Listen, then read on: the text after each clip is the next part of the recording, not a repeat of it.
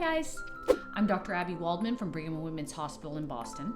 And this video is for you if you have sebaceous filaments or really prominent openings, pores on the nose, or if you have blackheads. So first, what are sebaceous filaments and blackheads? They are cousins of each other, and they are caused by sebum, or the oil that lubricates. It's like the oil of your skin, just like a car would have oil to lubricate. And sebaceous filaments are normal. Everyone has them. Everyone has these openings and they have oil in them, but some are more prominent than others. Sebum will oxidize when it hits the air and it turns into a slightly darker black color, and that can give those pores a really obvious appearance. Now, the difference between sebaceous filaments and blackheads is sebaceous filaments are normal and they're all uniform in size, whereas blackheads are due to an increase in production in sebum, and they have all different sizes, but are caused by the same thing, which is essentially sebum oxidizing when it hits the air in the hair follicle. So luckily, treatments are pretty much the same for both.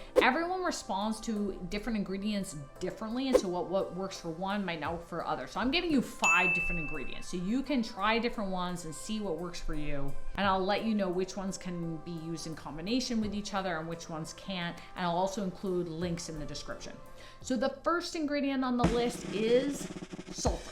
Yep, that really smelly stuff, sulfur. It has antimicrobial effects, it has anti-inflammatory effects, it helps absorb some of that excess sebum, it dries out that follicle, that pore.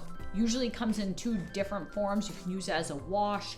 Kate Somerville, Honest Beauty, both have a wash that contains sulfur, but there are lots available out there, as well as an ointment or a cream. The Dela Cruz sulfur ointment is very popular, very affordable. You can find it on Amazon. And you can also get prescription strength from your physician.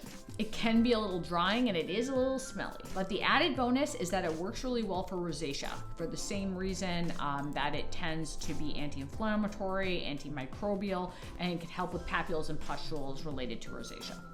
So ingredient number 2 is AHA, BHA. This is kind of 2 ingredients in one. AHA is alpha hydroxy acid.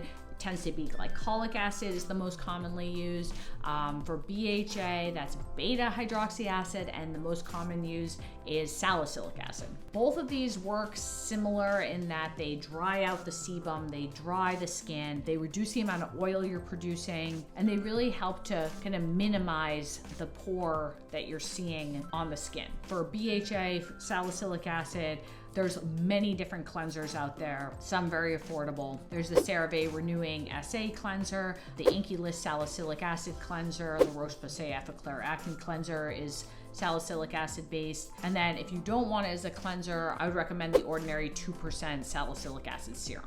My favorites for glycolic acid are the 7% glycolic acid solution by The Ordinary, as well as Naked and Thriving Renew Serum and Lion Pose Unspotted Serum. The benefits of the unspotted serum too is it works double duty for hyperpigmentation. So if you have hyperpigmentation and prominent sebaceous filaments or blackheads, that might be the one that does kind of double duty for you. Paula's Choice AHA BHA combines the 2 together, so you can combine your salicylic acid with your glycolic acid. A lot of people like that one. You can really overdo it with the AHA and BHA. If you're using it too often, it's going to cause a lot of peeling, a lot of dryness. Sometimes you can wreck your skin barrier by really just like peeling off your skin barrier. So you want to be careful with these ingredients. I think people tend to tolerate the BHA, the salicylic acid, more, especially if they have sensitive skin. You can use it a little more often, whereas the AHA tends to come on really strong. You're going to get a lot of peeling, and you're really going to notice a big difference, but really be careful not to overdo it. Moving on. 3. So this one's going to come as a surprise. It's going to seem kind of counterintuitive, but it's oil.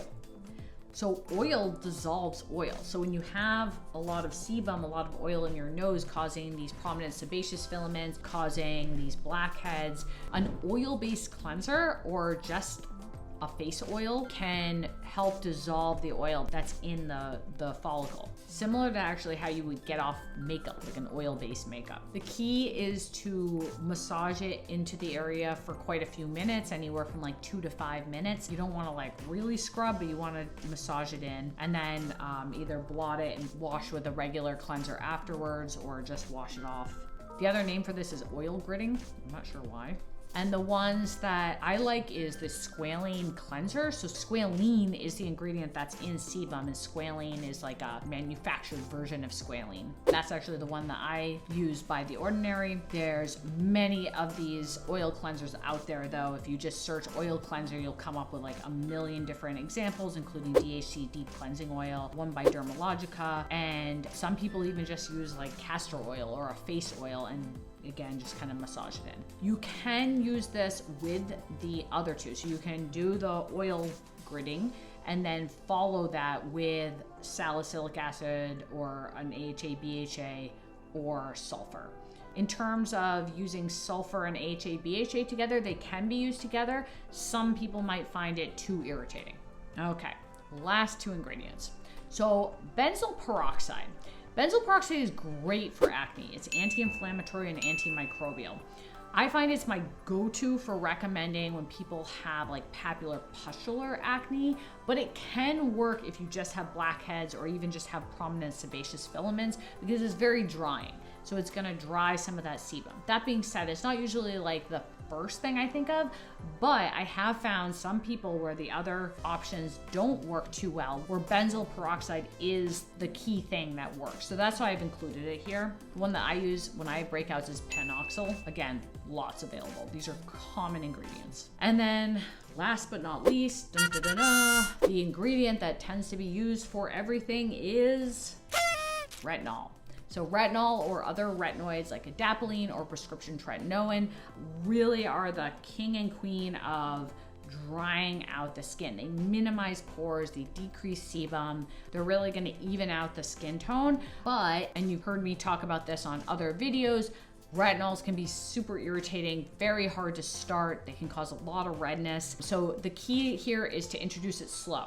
You know, this is not something where you're gonna use all these other ingredients and start retinol. Like that's a recipe for disaster. Your face is gonna be like peeling off. So you wanna start alone when you haven't started anything else and start every 3 days and then increase to every night. And you always wanna use this at night. You wanna use just a pea-size amount and you wanna definitely put a moisturizer on afterwards, ideally a non-occlusive moisturizer so that you don't get too much drying effect. I've also found another hack is applying over like a hyaluronic acid serum or a snail mucin, something that kind of takes the edge off the effect. So that can be another way to kind of introduce that ingredient to your skincare if you're not already using it. It has amazing effects all over. Again, all these ingredients can be used together, but certainly if you start them all at the same time, they are going to cause irritation for sure. So definitely start one at a time, give it at least 2 weeks before doing another and really seeing if you even need to include another, because many people find just one of these is the key for reducing the size and appearance of their sebaceous filaments and improving their blackheads. So let me know in the comments if you have any questions, anything that's really worked for you, anything that's really not worked for you. I'm Dr. Abby Waldman. Be well.